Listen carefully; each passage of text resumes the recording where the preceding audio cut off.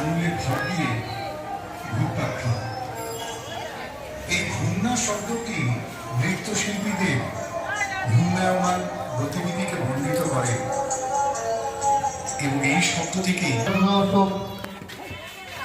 কমিটির পরিচালনায় মৃন্ময় দাস আমাদের এই পুজো কমিটির সম্পাদক।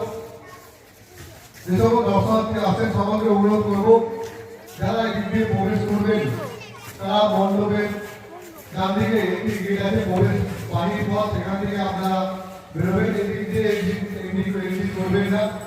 যারা ভলেন্টিয়ার আছে সবাইকে বলবো, অনুরোধ করবো ভেতরে গিয়ে মানুষকে একটু বলতে, এদিক থেকে প্রবেশ করে ডান দিক দিয়ে ভেতরে গিয়ে মণ্ডপের ডান দিকে আছে সেখানে যেন সেদিক থেকে এক্সিট করেন।